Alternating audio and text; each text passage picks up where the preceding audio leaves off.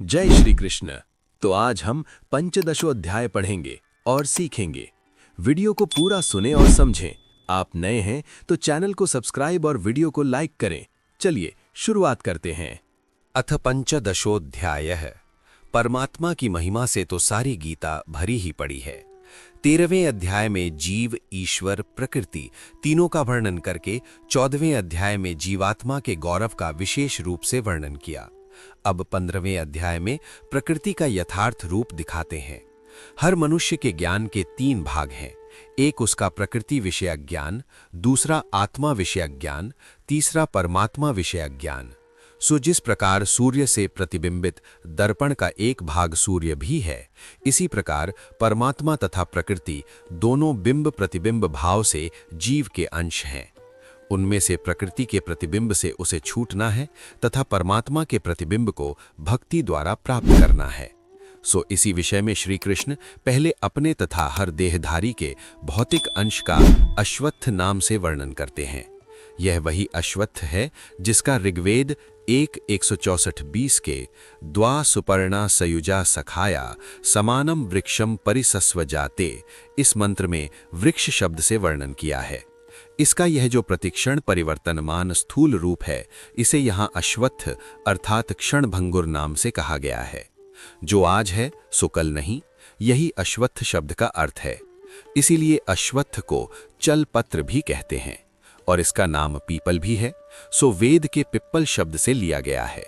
यद्यपि वेद में पिप्पल का अर्थ फल सामान्य है, फल विशेष नहीं, परंतु रूढ़ी से पीपल के फल का नाम हो गया है। इस स्थूल संसार रूपी पीपल के 2 मूल हैं, एक ऊपर दूसरा नीचे। इस रहस्य को समझने के लिए मूल शब्द की व्युत्पत्ति को देखना होगा। मूल शब्द बंधनार्थक मव धातु से या मूंग धातु से क्ल प्रत्यय होकर बना है। वृक्ष की जड़ों को मूल इसलिए कहते हैं कि वह वृक्ष को पृथ्वी के साथ बांधता है। सो इस संसार रूपी अश्वत्थ का एक मूल अर्थात बंधन करता तो परमात्मा है, जो अपनी शासन सत्ता से तथा सर्वशक्तिमान होने से सर्वोपरि है। दूसरे उसके नीचे अल्पज्ञ, अल्पशक्ति, अनंत जीव हैं, जिनके पीछे कर्म का बंधन लगा हुआ है। इसी पीपल की ओर निर्देश करके कहते हैं, संसार एक उल्टा वृक्ष है। श्री कृष्ण कहते हैं, ये संसार पीपल के उल्टे वृक्ष जैसा है। जड़ ऊपर परमात्मा है, टहनियां नीचे जीव, संसार, कर्म है। मतलब हमारा असली सहारा ये दुनिया नहीं, भगवान है। ये संसार नाशवान है। जो आज है वो कल नहीं रहेगा। सुख, दुख, पैसा, शरीर सब क्षणभंगुर हैं। इसलिए इन्हें ही सब कुछ मान लेना भूल है। कर्म ही बंधन बनते हैं। नीचे की ओर बढ़ती टहनियां मतलब इच्छाएं और कर्म, कर्मों के कारण जीव बार बार जन्म मरण में फंसता है। अज्ञान प्लस इच्छा बराबर बंधन। मोह को काटना जरूरी है। इस वृक्ष को ज्ञान की तलवार से काटना होगा। ज्ञान बराबर मैं शरीर नहीं हूं, मैं आत्मा हूं, परमात्मा ही सत्य है। भक्ति से मुक्ति मिलती है। केवल ज्ञान नहीं, भक्ति जरूरी है। जो व्यक्ति भगवान को शरण लेता है वही मुक्त होता है। अहंकार छोड़ो, ईश्वर को अपनाओ। पुरुषोत्तम कौन है? जो आत्मा से भी ऊपर है, जो प्रकृति से भी परे है, वही श्री कृष्ण या परमात्मा बराबर पुरुषोत्तम। श्री कृष्ण उवाच ऊर्ध्वमूलम् अधः शाखम् अश्वत्थं प्राहुरव्ययम् छन्दांसि यस्य पर्णानि यस्तं वेद स वेदवित्। ऊर्ध्वमूलम् अधः शाखम् छन्दांसि यस्य पर्णानि तम अव्ययम् अश्वत्थं प्राहुः यह तम वेद सह वेदवित्। ये स्थूल संसार रूप कभी नष्ट न होने वाला किंतु प्रतिक्षण रूप बदलने वाला एक अश्वत्थ है। छंद अर्थात विज्ञान शास्त्र के नियम इसके पत्ते हैं। जो इस वृक्ष को जानता है वही वेदवित् है। इससे स्पष्ट है कि भौतिक विज्ञान का जानना भी उतना ही आवश्यक है जितना आत्मज्ञान का। ये संसार यद्यपि अश्वत्थ है, प्रतिक्षण परिवर्तनशील है, तथापि प्रवाह रूप से नित्य है, अनादि अनंत है। इसका ज्ञान भी अत्यावश्यक है और इससे न कभी मनुष्य छूटा न छूटेगा। हाँ, इसकी आसक्ति से छूटना आवश्यक है और वही मोक्ष है। अब हमने छंदः शब्द का अर्थ विज्ञान शास्त्र के नियम से क्यों किया है, इसका स्पष्टीकरण आवश्यक है। गद्य और पद्य में भेद क्या है? पद्य की मात्रा अथवा अक्षर नियत हैं, गद्य के नहीं। बस ये संसार जिन मात्रा युक्त नियमों पर चल रहा है वे इसके पत्ते हैं। जिस प्रकार पत्ते मूल से रस लेते हैं, इसी प्रकार भौतिक विज्ञान के नियम भी उस महानियंता के शासन से रसपुष्ट होते हैं। जिसने इस अश्वत्थ को नहीं जाना, उसने वेद को क्या जाना?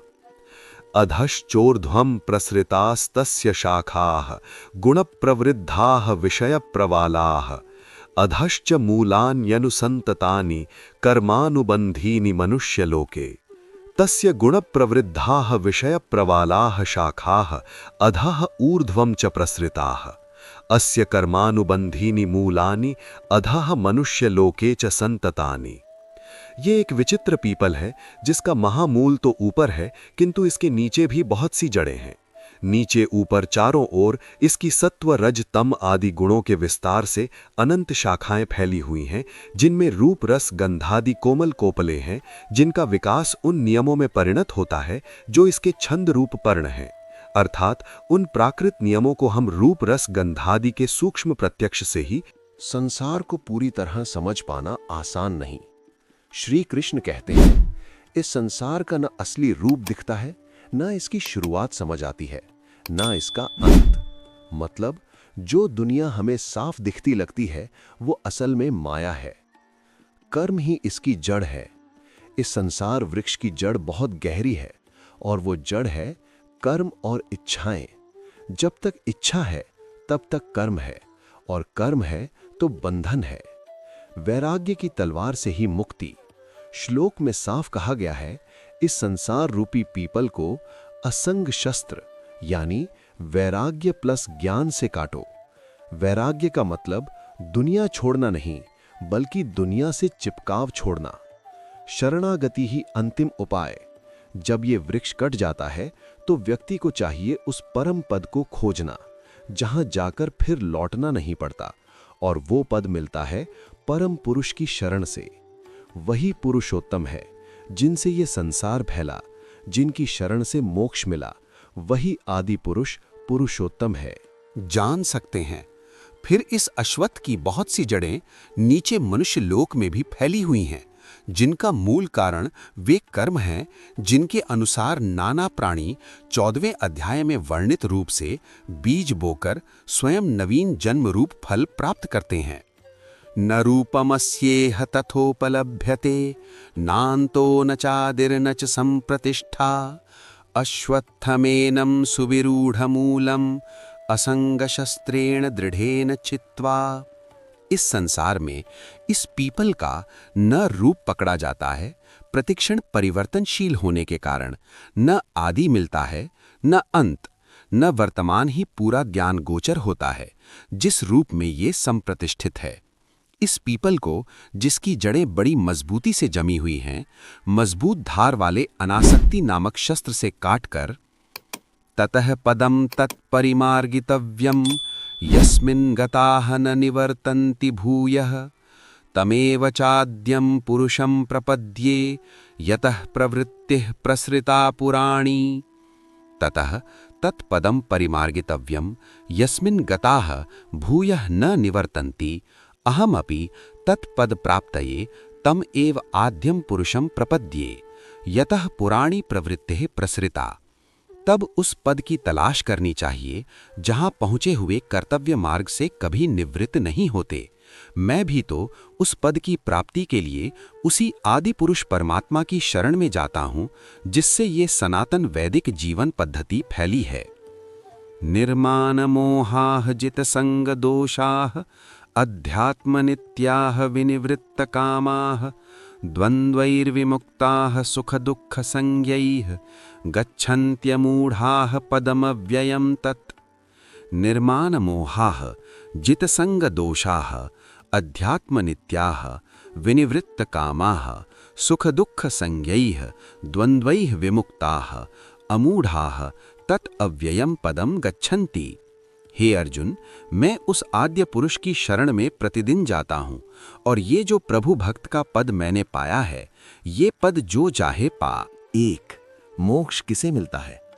श्री कृष्ण बताते हैं कि परम पद मोक्ष उन्हें मिलता है जो मान और मोह छोड़ चुके हों, आसक्ति से मुक्त हों, सुख दुख में समान रहें, हमेशा भक्ति और आत्मज्ञान में लगे रहें, इच्छाओं को बहुत कम कर चुके हों। सीख, मोक्ष बाहर नहीं, अंदर की अवस्था है।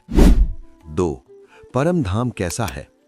श्लोक 6 में श्री कृष्ण कहते हैं, वहां सूर्य का प्रकाश नहीं, न चंद्रमा, न अग्नि, क्योंकि वहां केवल परमात्मा का प्रकाश है, और जो वहां पहुंच गया वो फिर कभी संसार में वापस नहीं आता।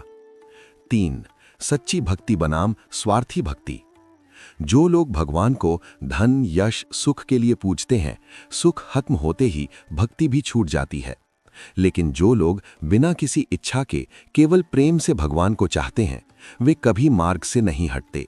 यही निष्काम भक्ति है। 4, आत्मा परमात्मा का अंश है।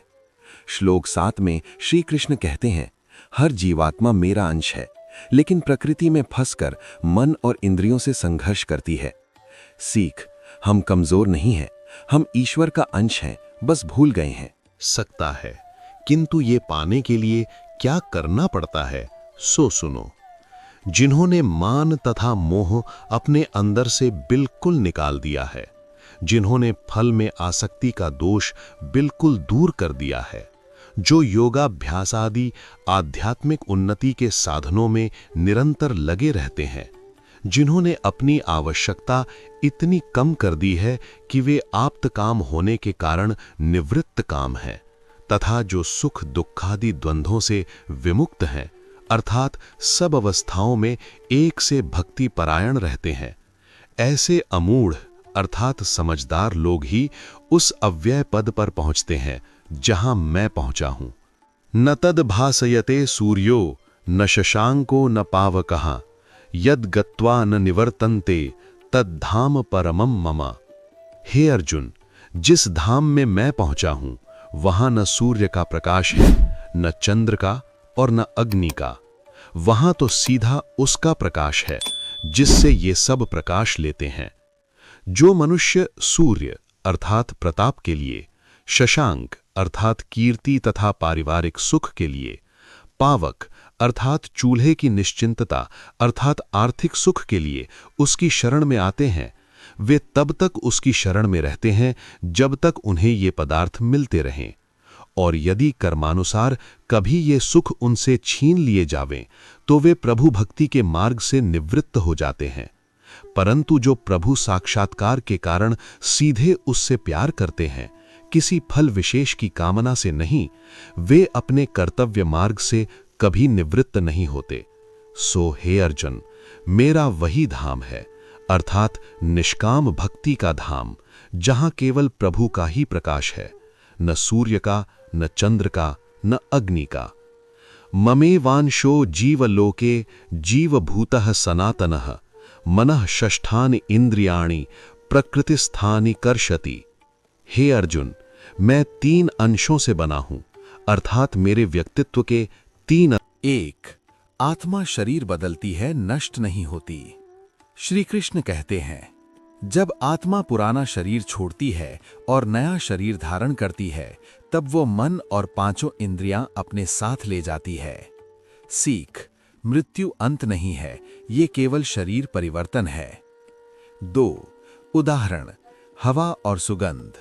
जैसे हवा फूलों से सुगंध ले जाती है, वैसे ही आत्मा पुराने शरीर से मन और इंद्रियों के संस्कार नए शरीर में ले जाती है।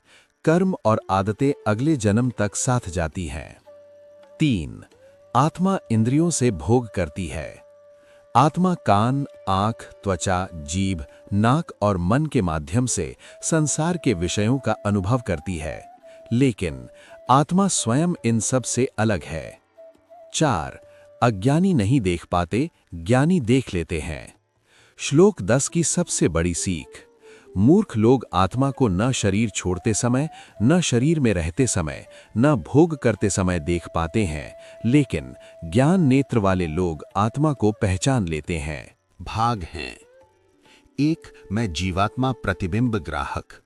दूसरा, परमात्मा का जितना प्रतिबिंब मैं योगाभ्यास आदि द्वारा अपने अंदर उतारने में समर्थ हुआ हूं। तीसरा, भौतिक देह, जिसकी आसक्ति को मुझे असंग के दृढ़ शस्त्र से काटना है। इनमें से जो मन सहित 5 ज्ञानेंद्रियों को शरीर त्याग के समय नए शरीर में अपने साथ खींच कर ले जाता है, वह मेरे व्यक्तित्व का वह मुख्य अंश है जो मेरा ही है। वह वही सनातन सत्ता है जिसे जीवलोक में जीव नाम से पुकारा जाता है। शरीरम यदवाप्नोति यच्चाप्युत्क्रामति ईश्वरः गृहीत्वैतानि संयाति वायुर्गन्धानिवाशयात्। 8, यत् देहस्य ईश्वरः देहि नवम शरीरम अवाप्नोति यच्च अपि प्राक्तनात् शरीरात् उत्क्रामति उभयत्रयम् जीवः। एतानि मनः षष्ठानि इन्द्रियाणि वायुः गन्धस्य आशयात् गन्धान् इव गृहीत्वा संयाति। जब देह का स्वामी नए शरीर में प्रवेश करता है और जब पिछले देह को छोड़कर जाता है, उन दोनों अवस्थाओं में ये जीव मन तथा 5 ज्ञानेंद्रियों को साथ लेकर इस प्रकार जाता है जिस प्रकार सुगंधित पुष्पादि गंधाशयों में से वायु सुगंध लेकर जाता है। श्रोत्रम चक्षुष्पर्शनम च रसनम घ्राणमेव च अधिष्ठाय मनश्चायम विषयानुपसेवते। अयम श्रोत्रम चक्षुः स्पर्शनम रसनम घ्राणमेव च मनः च अधिष्ठाय विषयान उपसेवते। ये जीवात्मा इतना शक्तिशाली है कि कान, आँख, स्पर्शेंद्रिय, रसना और नाक का अधिष्ठाता बनकर ये विषयों का सेवन करता है। उत्क्रामन्तं स्थितं वापि भुञ्जानं वा गुणान्वितं विमूढ़ा नानुपश्यन्ति पश्यन्ति ज्ञानचक्षुषः। उत्क्रामन्तं स्थितं वा अपि भुञ्जानं वा गुणान्वितं विमूढ़ाः न अनुपश्यन्ति ज्ञानचक्षुषः पश्यन्ति। देह छोड़ते हुए देह में स्थित, शरीर में रहकर प्रकृति के गुणों से मिलकर विषयों का उपभोग करते हुए इस जीवात्मा को मूढ़ लोग नहीं देख पाते, किंतु ज्ञान नेत्र वाले ज्ञानी लोग देख पाते हैं। आत्मा को कौन देख सकता है? श्री कृष्ण कहते हैं, योगी लोग आत्मा को अपने भीतर देख पाते हैं, लेकिन जो आत्मज्ञान के बिना प्रयास करते हैं वे देख कर भी नहीं देख पाते। सीख, आत्मा आंखों से नहीं, शुद्ध चेतना से दिखाई देती है। सूर्य, चंद्र और अग्नि का प्रकाश किससे है? श्लोक 12 में श्री कृष्ण कहते हैं, सूर्य का तेज, चंद्रमा की रोशनी, अग्नि की शक्ति सब परमात्मा के तेज से ही है। मतलब जो रोशनी बाहर दिखती है उसका स्रोत भगवान है। जीवन को ऊर्जा देने वाला कौन है? श्लोक 13 की सीख, भगवान ही धरती में प्रवेश कर सभी प्राणियों को जीवन देते हैं।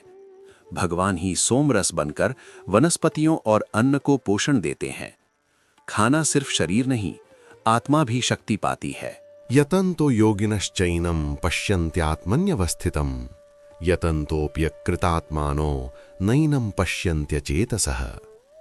यतन्तः योगिनः च आत्मनि अवस्थितं मेनं पश्यन्ति अचेतसः अकृतात्मानः यतन्तः अपि एनं न पश्यन्ति। अपने अंदर, देह के अंदर विद्यमान इस जीवात्मा को यत्न करने वाले योगी लोग साक्षात कर लेते हैं, किंतु आध्यात्मिक साधनाहीन लोग यत्न करके भी इसे नहीं देख पाते, क्योंकि उनकी चेतना प्रसुप्त है। यदादित्यगतं तेजो जगद्भासयतेऽखिलं यच्चंद्रमसि यच्चाग्नौ तत्तेजो विद्धि मामकम्। आदित्यगतं यत्तेजः अखिलं जगद्भासयते यच्चंद्रमसि यच्चाग्नौ तेजः अस्ति तत्तेजः आध्यात्म साधन बलेन मामकमिति विद्धि। वेद में लिखा है कि चंद्रमा मनसो जातः चक्षो सूर्यो अजायत, अर्थात जो स्थान सौर मंडल में सूर्य का है वह मनुष्य के ज्ञान क्षेत्र में चक्षुवादी इंद्रियजन्य प्रत्यक्ष का है, तथा जिस प्रकार सूर्य के प्रकाश से चंद्रमा प्रकाशित होता है, इसी प्रकार मानस चिंतनजन्य अनुमान तथा शब्द प्रमाण प्रत्यक्ष से भासित होते हैं। इसलिए आध्यात्म क्षेत्र का चंद्रमा मन, मस्तिष्क है, तथा भौतिक अग्नि का स्थानापन्न दीक्षा रूप और तप रूप अग्नि मनुष्य के अंदर प्रज्वलित होता है। दीक्षा यही तपसे अग्नये स्वाहा, यजुर्वेद 4.6। परंतु ये सब आध्यात्म साधना के बिना मनुष्य के अंदर प्रकट नहीं होते। श्री कृष्णचंद्र जी कहते हैं कि आध्यात्म साधन से ये तेज मैंने अपने अंदर प्रकट कर लिए हैं और अब वे तेज मेरे हो गए हैं। गामाविश्य च भूतानि धारयामि अहमोजसा पुष्णामि चौषधीः सर्वाः सोम भूत्वा रसात्मकः। इस पृथ्वी लोक में प्रविष्ट होकर मैं जीवात्मा ही हूँ जो सब प्राणियों को अपने ओज से धारण करता हूँ। मेरे शरीर छोड़ते ही वे सब ओजोहीन हो जाते हैं। भोजन खाने से जो रस बनता है, एक भगवान ही पाचन शक्ति हैं।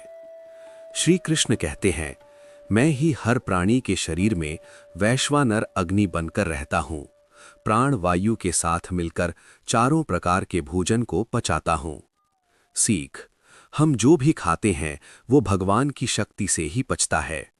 स्वास्थ्य भी ईश्वर की कृपा है। 2. भगवान हृदय में निवास करते हैं। श्लोक 15 की सबसे गहरी बात, भगवान हर जीव के हृदय में स्थित हैं। उनसे ही मिलता है स्मृति यानी याददाश्त, ज्ञान, और विस्मृति यानी भूलना। मतलब हम जो सोचते हैं, समझते हैं, वो सब ईश्वर की अनुमति से होता है। 3. वेदों का अंतिम उद्देश्य। वेदों का असली लक्ष्य है परमात्मा को जानना। वेदों को जानने वाला भी वही है और वेदों का अर्थ बताने वाला भी वही है। सीख, सच्चा ज्ञान अहंकार नहीं, ईश्वर की पहचान कराता है। वही रुधिर और उसी रुधिर में दूध में मक्खन के समान वीर्य बनकर रहता है। इसको ब्राह्मण ग्रंथों में कहा है रेतो वै सोमः। हम जो औषधि अर्थात अन्न खाते हैं, औषध्यः फलपाकांताः, तथा जो दवा सेवन करते हैं, उन पुष्टिकारक पदार्थों को भी पुष्टि देने वाला ये वीर्य है, जिसके नष्ट होने पर उत्तम भोजन करने वाला तथा औषधि सेवन करने वाला भी निस्तेज रहता है। इसलिए कहा कि रसात्मक सोम अर्थात भोजन परिपाक जन्य वीर्य बनकर मैं सब औषधियों को पुष्टि देता हूँ।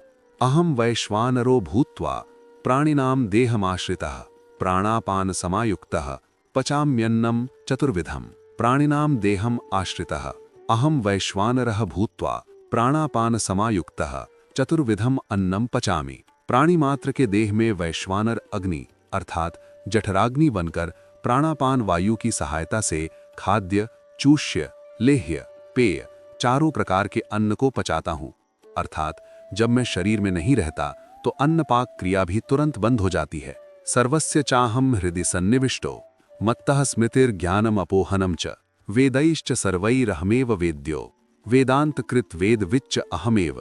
अहम च सर्वस्य हृदि सन्निविष्टः स्मृतिर्ज्ञानम अपोहनम च मत्तः सर्वैर्वेदैः च अहमेव वेद्यः वेदांत कृत वेद विच्च अहमेव। उपनिषद में लिखा है कि जिस प्रकार राजा का कार्यालय तथा शयन स्थान पृथक होते हैं, इसी प्रकार जीवात्मा रूप राजा का कार्यालय सिर तथा शयन कक्ष हृदय है। हृदय की गति बंद होते ही जीवात्मा निकल जाता है तथा जीवात्मा के निकलते ही हृदय की गति बंद हो जाती है। सो प्राणी मात्र के हृदय में जीवात्मा डेरा डालकर रहता है। ज्ञान, स्मृति तथा अपोहन अर्थात निद्रा विस्मृति द्वारा ज्ञान का लोप, ये दोनों मेरे कारण ही होते हैं। वेद सब यही तो सिखाते हैं कि आत्मा किन उपायों से अपने आप को संस्कृत कर सकता है। सो वेदों का अंतिम लक्ष्य जीव का सुधार है। परमात्मा तो सुधरा ही हुआ है, इसलिए सब वेदों के द्वारा वेद्य वह ही हूं। वेदांत सूत्र किसी जीव ने ही तो बनाया है और वेदविद तो हैं ही। भगवान हर जीव के भीतर हैं। भगवान कहते हैं, मैं हर प्राणी के हृदय में वास करता हूँ। मेरी वजह से ही याददाश्त यानी स्मृति, ज्ञान, भूल जाना यानी विस्मृति सब कुछ होता है। मतलब हम जो सोचते समझते हैं उसमें ईश्वर की शक्ति काम कर रही है। शरीर की आग यानी वैश्वानर अग्नि, भगवान कहते हैं, मैं ही शरीर में पाचन की अग्नि बनकर भोजन को पचाता हूं। सीख, खाना सिर्फ पेट नहीं पचाता, जीवन चल रहा है क्योंकि ईश्वर भीतर काम कर रहे हैं। इस संसार में 3 प्रकार के पुरुष हैं। क्षर पुरुष, जो नाशवान शरीर है, जो जन्म लेता है और मर जाता है। अक्षर पुरुष, जो आत्मा यानी जीवात्मा है, जो कभी नष्ट नहीं होती। पुरुषोत्तम यानी परमात्मा, जो शरीर से भी ऊपर, आत्मा से भी ऊपर और पूरे ब्रह्मांड का पालन करता है। वही सच्चा भगवान है। सच्चा ज्ञान क्या है? जो व्यक्ति क्षर से ऊपर उठ जाए, अक्षर को समझ ले और पुरुषोत्तम को जान ले, वही पूर्ण ज्ञानी कहलाता है। अंतिम संदेश, भगवान कहते हैं, जो मुझे पुरुषोत्तम रूप में जान लेता है, वही मुझे पूरी तरह जानता है। इसलिए भक्ति प्लस ज्ञान दोनों जरूरी हैं। जीव ना हो तो वेद को जाने कौन? इसलिए वेदांतकृत तथा वेदविद मैं ही हूं। अब पुरुषोत्तम भगवान के ज्ञान को प्राप्त करके साधारण से साधारण पुरुष भी किस प्रकार पुरुषोत्तम कहला सकता है, ये बताते हैं। द्वाविमौ पुरुषौ लोके क्षरश्चाक्षरः एव च क्षरः सर्वाणि भूतानि कूटस्थो अक्षरो युच्यते। लोके क्षरः अक्षरः एव च इमौ द्वौ पुरुषौ सर्वाणि भूतानि क्षरः उच्यते कूटस्थः च अक्षरः उच्यते। इस लोक में हर पुरुष के ये 2 भाग हैं, एक क्षर पुरुष, दूसरा अक्षर पुरुष। ये प्राणी मात्र में जो नश्वर देह है, ये क्षर पुरुष है तथा नित्य जीवात्मा अक्षर पुरुष कहलाता है। उत्तमः पुरुषस्त्वन्यः परमात्मेत्युदाहृतः यो लोकत्रयमाविश्य बिभर्ति यव्ययः ईश्वरः। यह अव्ययः ईश्वरः लोकत्रयमाविश्य बिभर्ति स उत्तमः पुरुषः तु अन्यः स परमात्मा इति उदाहृतः। जो अविनाशी ईश्वर तीनों लोकों में व्याप्त होकर उनका पालन करता है, वो उत्तम पुरुष, क्षर पुरुष तथा कूटस्थ पुरुष इन दोनों से भिन्न और ही है, जिसे परमात्मा कहते हैं। यस्मात् क्षरमतीतो हम अक्षरादपि चोत्तमः अतोऽस्मि लोके वेदे च प्रथितः पुरुषोत्तमः। यस्मात् अहम क्षरमतीतः अक्षरादपि च उत्तमः अतः लोके वेदे च प्रथितः अहम अपि पुरुषोत्तमः जातः अस्मि। हे अर्जुन, प्रभु भक्ति की महिमा देख कि उस पुरुषोत्तम की भक्ति से मैं जीव होते हुए भी पुरुषोत्तम कहलाता हूँ, क्योंकि मैं क्षर पुरुष का ज्ञान प्राप्त करके उससे आगे निकल गया हूँ और अक्षर पुरुष के ज्ञान से भी ऊपर उठकर उस पुरुषोत्तम तक जा पहुँचा हूँ। लौकिक ज्ञान तथा वैदिक ज्ञान दोनों में अव्याहत गति रूप से विख्यात हूँ, इसलिए लोग मुझे भी पुरुषोत्तम कहते हैं। इसीलिए तमेव चाद्यम पुरुषम प्रपद्ये, उसी आदि पुरुष की शरण में जाता हूँ। भगवान श्री कृष्ण कहते हैं, जो मनुष्य मुझे ही परम पुरुषोत्तम मानकर पूरी श्रद्धा से भक्ति करता है, वही वास्तव में सब कुछ जानने वाला ज्ञानी है। केवल श्लोक पढ़ लेना ज्ञान नहीं है। सच्चा ज्ञान तब है जब इंसान उसे अपने जीवन में उतार ले। जो व्यक्ति भगवान की शरण में जाकर अपने कर्मों को शुद्ध करता है, वही सांसारिक और आध्यात्मिक दोनों ज्ञान को प्राप्त करता है। श्री कृष्ण कहते हैं, मैंने ये गीता का सबसे गुप्त और महान ज्ञान तुम्हें दिया है। जो इसे समझकर जीवन में अपनाता है, वही वास्तव में बुद्धिमान और सफल मनुष्य बनता है। सीख यही है, सिर्फ सुनो मत, गीता को जियो, तभी जीवन बदलेगा। उसकी शरण में जाने का कितना महान फल है। यो माम एवं सम्मूढ़ो जानाति पुरुषोत्तमम सह सर्वविद भजति माम सर्वभावेन भारत। हे भारत, यह असम्मूढ़ माम एवं पुरुषोत्तमम जानाति सह सर्वविद माम सर्वभावेन भजति। हे भारत, कुछ लोग तो मेरा गुण कीर्तन करके कृतकृत्य हो जाते हैं। वे मूढ़ हैं किंतु जो केवल मेरे गुणगान मात्र से संतुष्ट न होकर जिस प्रकार प्रभु के शरणागत होकर लौकिक वैदिक दोनों ज्ञान प्राप्त करके मैंने पुरुषोत्तम पदवी पाई है, उस साधना को जानकर स्वयं पुरुषोत्तम पदवी पाने का यत्न करता है, उसने इस विषय में जो जानने योग्य था वो सब कुछ जान लिया और वो मेरी सर्वांगीण भक्ति करता है, क्योंकि वो उन साधनों को करता है जिनसे मैं क्षर और अक्षर दोनों से ऊपर उठकर पुरुषोत्तम कहलाया। इति गुह्यतमं शास्त्रम इदम उक्तम मया नघः एतद् बुद्ध्वा बुद्धिमान स्यात् कृतकृत्यश्च भारत। हे अनघ, इति मया इदम गुह्यतमं शास्त्रम उक्तम। हे भारत, एतद् बुद्ध्वा बुद्धिमान कृतकृत्यः च स्यात्। हे अर्जुन, महापुरुषों के चरित्र श्रवण तथा अध्ययन से मनुष्य की आत्मशुद्धि अवश्य होती है, इसीलिए श्रवणाध्ययन करने वाला भी बुद्धिमान तो अवश्य है, परंतु वो कृतकृत्य तब ही होता है जब सुनकर वैसा करता भी है। इसीलिए हे अनघ, मैंने इस प्रकार ये गुह्यतम शास्त्र तुझे कह सुनाया। इसको ठीक ठीक समझकर मनुष्य न केवल बुद्धिमान हो जाता है किंतु कृतकृत्य भी हो जाता है। इति 15 अध्यायः। चलिए इस वीडियो को यहीं समाप्त करते हैं। वीडियो पसंद आई हो तो कमेंट्स करना ना भूलें और लाइक और चैनल को सब्सक्राइब भी कर देना। तो मिलते हैं अगली वीडियो में। राधे राधे।